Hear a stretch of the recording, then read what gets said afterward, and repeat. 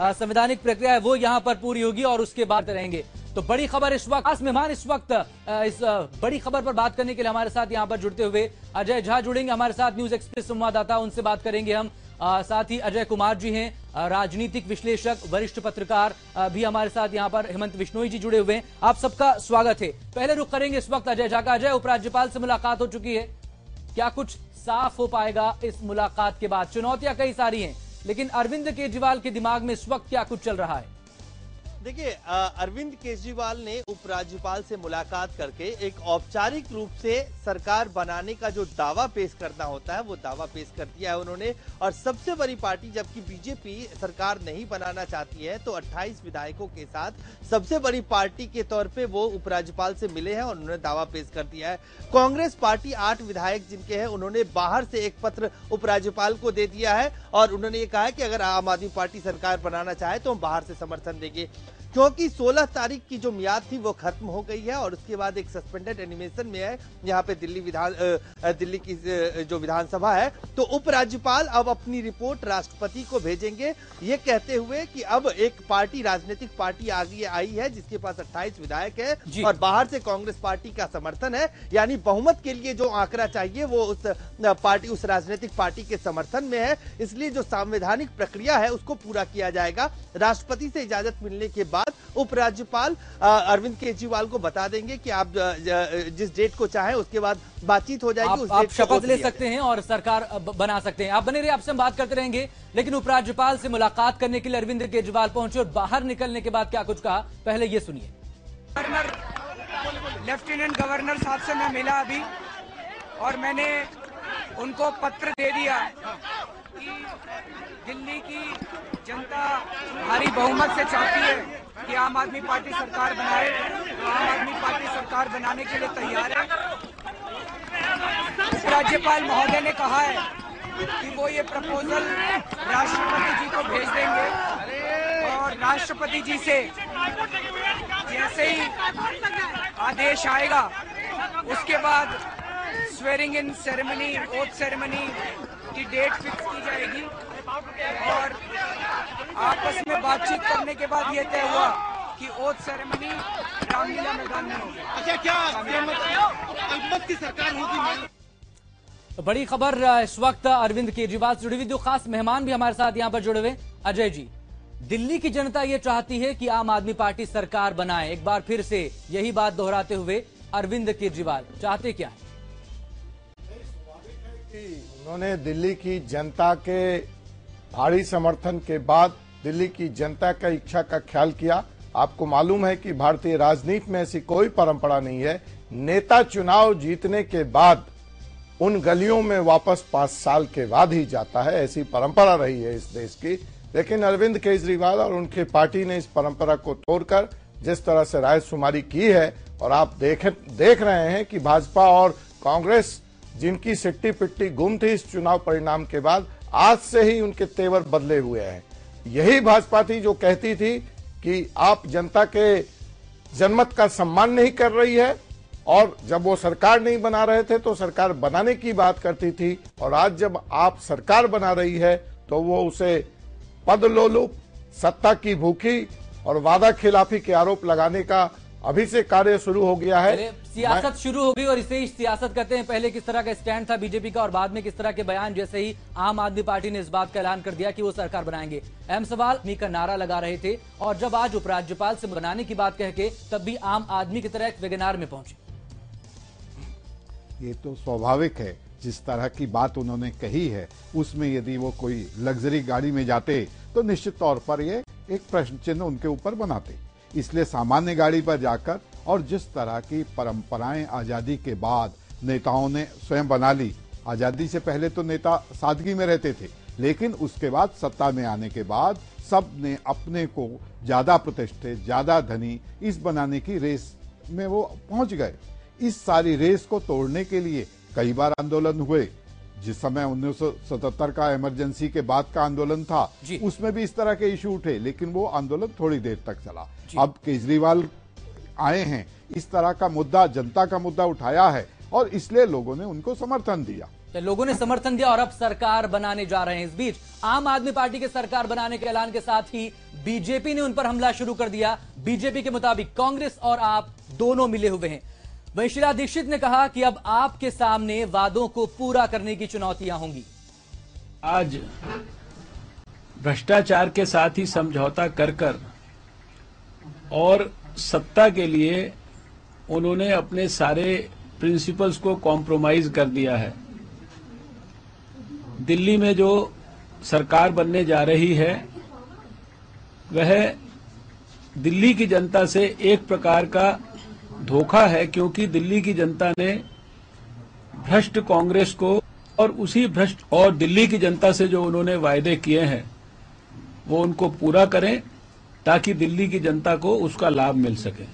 सरकार बन रही है, उन्होंने वायदे करे, उनकी जिम्मेदारी है कि उन वायदों को पूरा करें। ना आपने सपोर्ट दिया है, कांग्रेस की तरफ से सपोर्ट है, अनकंडीशनल सपोर्ट दिया है। नहीं, अनकंडीशनल नहीं है, ये भ्रम, माफ करिएगा, आप पार्टी नहीं फैलाया है।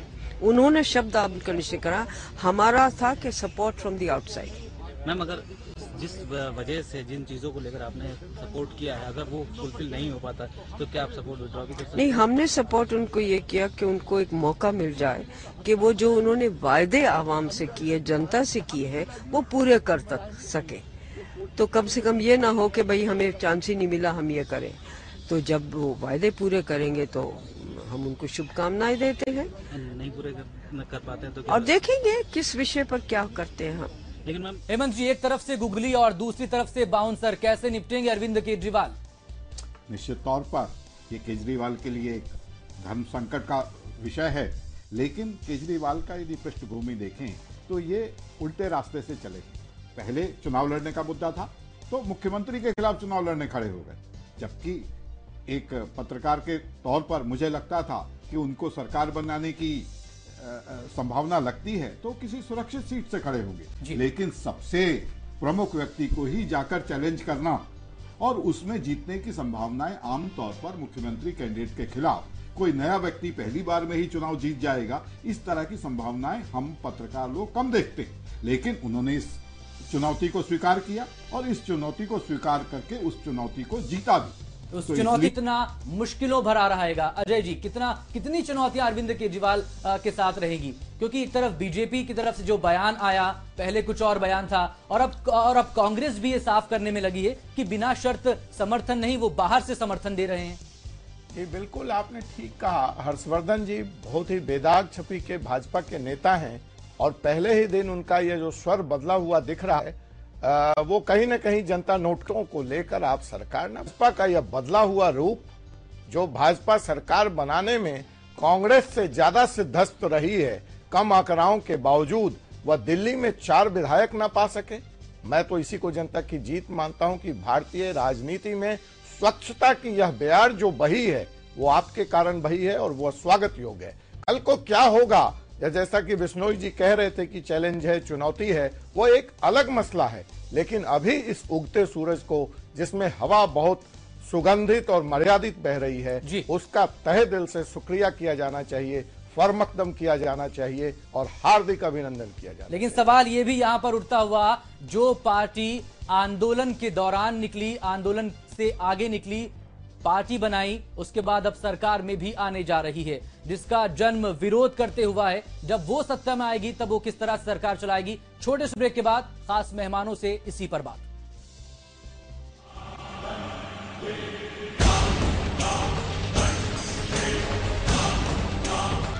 धैर्य से काम नहीं लिया तो केजरीवाल की राजनीतिक बस में खराबी आ सकती है, जिसका सीधा असर सरकार चलाने वालों पर पड़ सकता है। और फिर जनता की राय से सरकार बनाने वाले केजरीवाल जनता से क्या कहेंगे, इसका जवाब भी उन्हें सोचकर रखना होगा।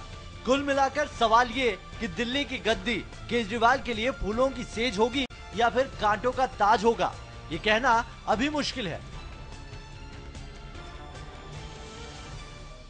तो कई सारी चुनौतियां अरविंद केजरीवाल और आम आदमी पार्टी के सामने होगी। देखने वाली बात ही होगी, आने वाला वक्त ही साफ कर पाएगा कैसे निपटेंगे केजरीवाल इन चुनौतियों से। खास मेहमान हमारे साथ यहां पर बने हुए हैं। हेमंत जी, अहम सवाल यहां पर चुनौतियों के बारे में भी हम बात करेंगे, लेकिन सबसे बड़ी चुनौती सरकार चलाने को लेकर होगी।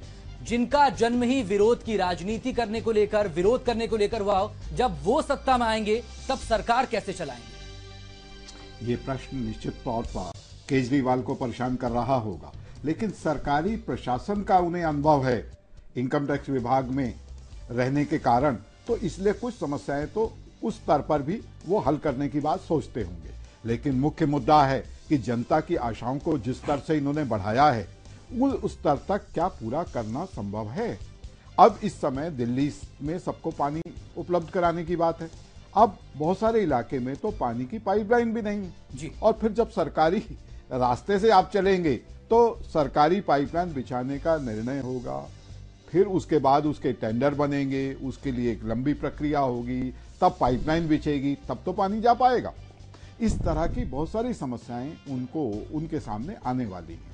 लेकिन जिस तरह अभी तक उन्होंने चुनौतियों का सामना किया है, उन चुनौतियों को सामना करके वो क्या रास्ता निकालते हैं, ये देखने का विषय है। अजय कुमार जी, अहम सवाल यहां पर ये भी, जो वादे किए गए थे आम आदमी पार्टी की तरफ से, शीला दीक्षित ये कह रही हैं कि नामुमकिन है बिजली के रेट घटाना और जो वादे पानी को लेकर किए।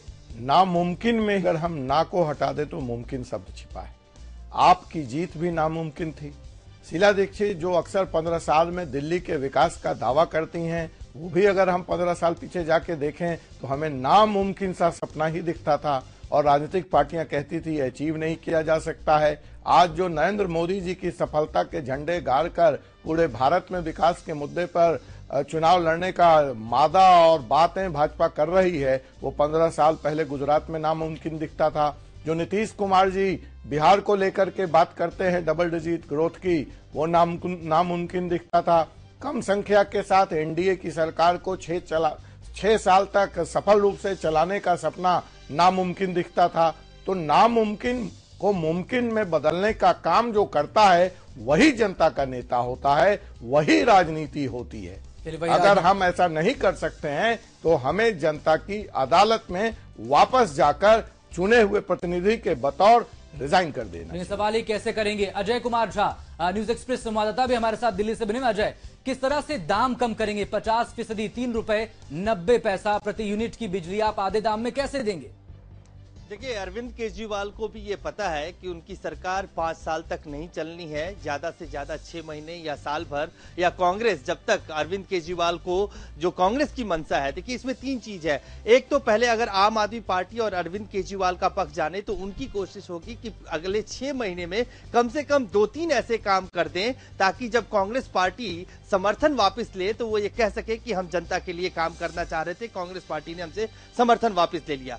कांग्रेस की स्ट्रेटेजी ये होगी कि अगले 6 महीने में अरविंद केजरीवाल और आम आदमी पार्टी जो लगातार कांग्रेस और पूरा विपक्ष कर रहा है कि अब व्यवहारिक वादे किए, उन वादों को पूरा न कर पाए, कांग्रेस पार्टी जनता में ये कह सके कि हमने दिल्ली की जनता के ऊपर एक और चुनाव का बोझ न पड़े इसलिए समर्थन तो दिया, लेकिन जिन वादों को अरविंद केजरीवाल ने किया था वो उनको पूरा नहीं कर पाए, इसलिए हमने सरकार से समर्थन वापस ले लिया। बीजेपी की एक कोशिश होगी और आज से ही शुरू हो गई है वो कोशिश कि जो बीजेपी ये कहती थी कि आम आदमी पार्टी को सरकार बनानी चाहिए, वो बीजेपी अब ये साबित करने में लगी रहेगी कि दरअसल ये दोनों ही पार्टियां मिली हुई थी और ये देखिए दोनों ही पार्टियों ने मिलकर ऐसा गुरगोबर किया है दिल्ली की जनता पे एक बोझ कोई बीटी में। बात की औपचारिक ऐलान किया कि वो सरकार बनाने जा रहे हैं, उसके बाद से ये काम बीजेपी ने बखूबी शुरू कर दिया। सियासत विरोध की बहुत अच्छे से आती है बीजेपी को। फिलहाल आप बने रहिए तीनों लोग हमारे साथ। छोटे से ब्रेक के लिए हमें यहाँ रुकना होगा, फौरन हाजिर होंगे इसी बड़ी खबर पर।